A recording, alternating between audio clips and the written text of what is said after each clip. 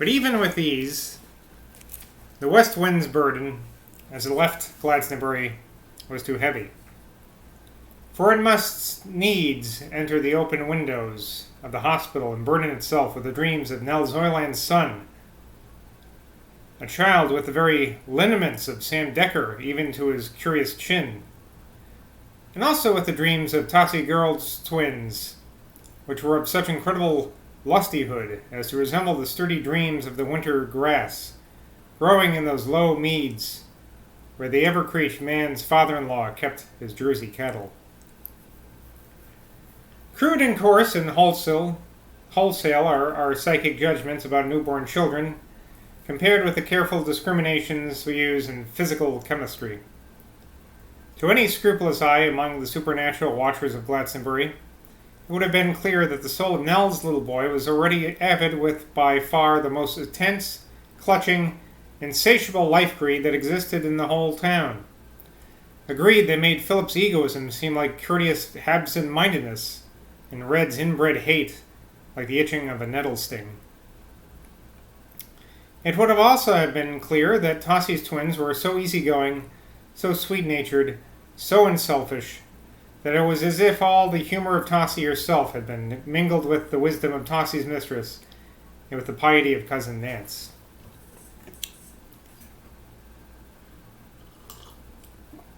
By burdening itself with the greedy dreams of Nell's little boy, who actually cried in his sleep because the nurse refused to wake his mother so that he might be suckled, and with the vegetative feelings of Tossie's little girls, who seemed perfectly prepared to let off their mother and enjoy any alien nourishment at any moment. The wind seemed to need a greater momentum to carry it away northeast, towards the resting place of Salisbury Plain than it possessed. It flagged little by the time it reached West Pennard.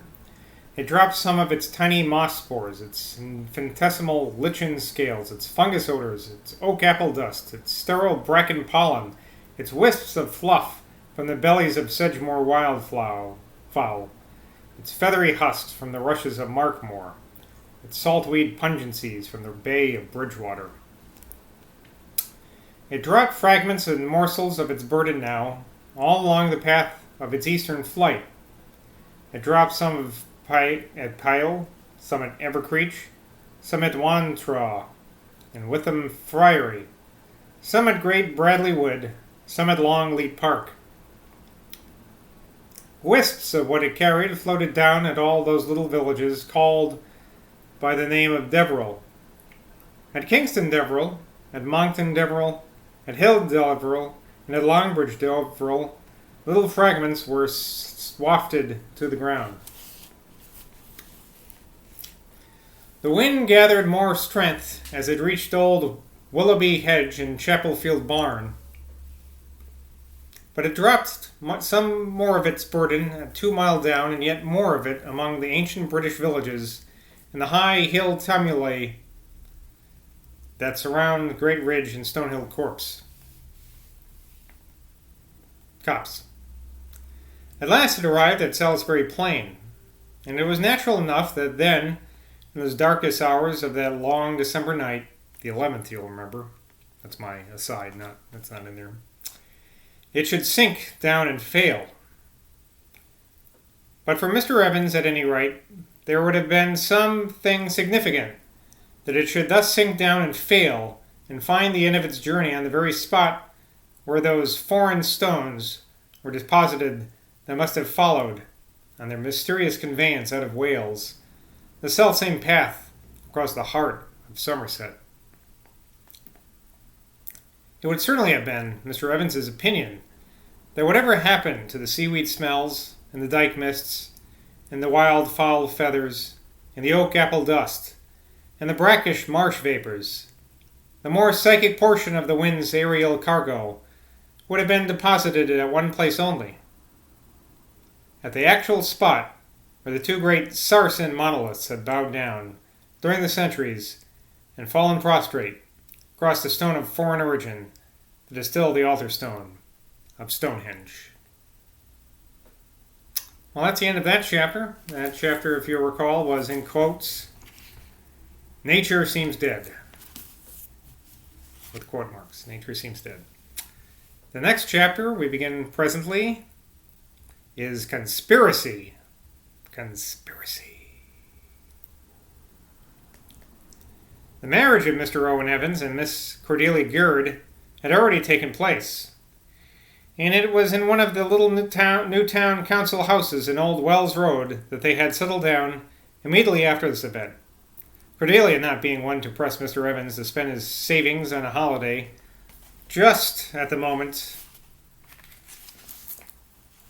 when old Jones was coming to terms over the partnership in the shop.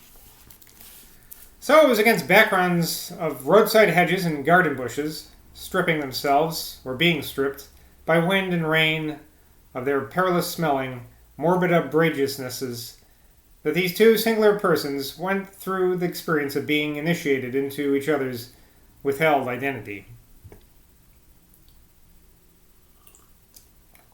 Nowhere in all the fertile and leafy regions of Somerset, so heavy in vegetation, does winter set in with more definite emphasis than in the regions around Glastonbury. The thicker the foliage, the richer the earth odors, the bluer the apple-scented vapors, the more stark and desolate is the contrast. Then begins a wet, chilly, lamentable nakedness, and the three Glastonbury hills weep together like three titanic mourners over Arthur and Merlin and Lancelot and Guinevere. Mr. Evans felt that in the end of his days he would be compelled to associate the approach of winter with the intense nervous reactions through which he was passing in this first intimacy he had ever had with a woman. All through November, as the man went to and fro from his small house in Wells Old Road, a street that lay northwest of Bowtown, to his shop in the High Street, the gradual unleafing of so many twigs and stalks and branches and trunks coincided with his closer and closer intimacy with Cordelia. To his surprise, he found himself completely spared those shocks of physical disgust and sick aversion which he had been expecting, and which indeed, in his fantastic self-punishment, he had assumed as the essence of his new adventure. The situation was indeed a very curious one, for until the time of his living with Cordelia, every vestige of sensuality in his nature had been absorbed in his weird and monstrous vice. Now there occurred a reversion of this, and his sadistic tendency fell into the background for a period. It did not leave him. His own belief that it could, by some contact with the miraculous element in Glastonbury, be compelled to leave him still remained. But the moment for that had not yet come. His ghastly and nearly tragic experience at the midsummer pageant had not, and he never pretended to himself that it had, worked that healing spell. But it slowly began to present itself to his mind as a strange and unexpected phenomenon, that in his new relations with Cordelia, there arose in the essential nature of the case a situation that lent itself to what might be called a harmless and legitimate sadism. A sadism that was so mitigated and diffused that it was difficult to disassociate it from a delicate and tender attraction. It was a growing astonishment to Mr. Evans to discover what a world of exquisite and thrilling possibilities the mere difference between the sexes creates. It was a surprise to him to find out what subtleties of receptivity exists in the nerves of the girl who is in love for the first time in her life.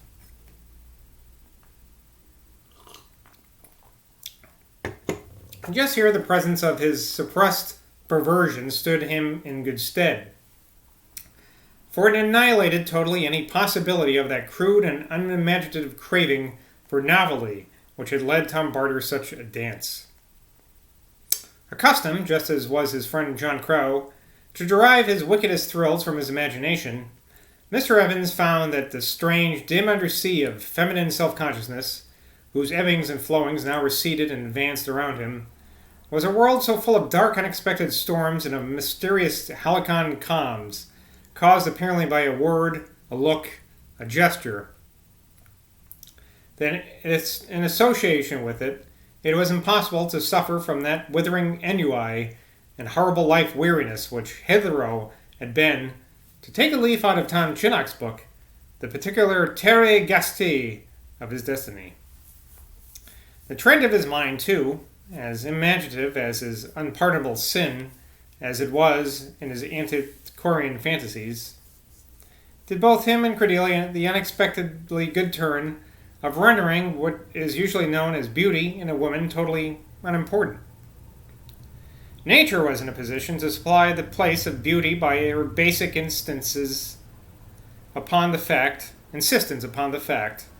that this awkward and unbeguiling creature was, after all, endowed with both the form and the susceptibilities of a normal feminine being. The wise irony of these tutelary spirits, which do not desert in our need, even the worst of us, destined Mr. Evans to find his Glastonbury miracle where he least looked for it. For the presence of the Grail in that spot has the effect of digging deep channels for the amorous life of those who touch its soil. All lovers who have ever visited the place will know at once what it meant by this. None approached these 3 Glastonbury hills without any intensification of whatever erotic excitement they are capable of, and whatever depending of the grooves of their sublimated desires falls within the scope of their fate. Cordelia was a true daughter of Glastonbury, and the magic of the place, as Mr. Evans in his first manner was always explaining, had the power of acting as an aphrodisiac of far more potent force than the famous sea holly of Chisel Beach. The Grail of Glastonbury, and this is why Mr. Girard was entirely justified in making it the center of his new religious cult, just because of its timeless association with the first cause, had the peculiarity of exciting human souls to concentrate their eroticism upon one single ideal object, as Sam, for instance, had done in becoming a medieval lover of his tortured God-man, while it excited others, among whom was John Crow, to concentrate upon one real human being. As for Cordelia, she had been living, all that windy November, in a state of such wild and wanton excitement that it is doubtful if there was any woman in Summershire through the whole autumn as drunken as she was with the lavish ichor of Eros. Mr. Evans was so ignorant of the ways of women and so confused by his new experience that he did not realize the emotional extremity which his caresses were stirring up in Cordelia, nor the frantic tumultuousness of the feelings which his love-making aroused. The girl was passion-drunk. She never missed taking Mr. Evans to the shop. She never missed calling for him at the shop. On all possible occasions, when he had a day off, or when the shops were officially closed, she would make him take her for long walks in every direction, but principally to the east, which meant beginning with Chalice Hill. On these walks she would cling to his arm and pour into his ear abrupt, excited, and very often hardly coherent rhapsodies. Love in general was the subject of these spasmodic outbursts, rather than any elaborations of her own feeling. Nor was Mr. Evans one to miss their poetic quality. Her words flowed and tossed, and then wavered and sank. They drifted and wilted, only to rise up again, mounting, gathering, rushing forward to a new climax, to be followed in its turn by a new sinking down to exhausted silence. One particular walk Mr. Evans never forgot. It was when they were following a little field track between Havyard Gap and West Pennard that the girl's eloquence mounted to the climax which so especially impressed him. It was a wild, gusty, rainy day. Though the rain was discontinuous and the gusts intermittent. But when it neither rained nor blew, there fell upon that stripped landscape a cold, paralyzed interim of shivering stillness, in the midst of which Mr. Evans felt that he could hear the beat of the wings of the birds of Rhiannon. All right, I'm going to stop now. Starting to flub up a little bit. Rhiannon, the birds of Rhiannon. Well, until next time, I'll see you in Glastonbury. Have a good night.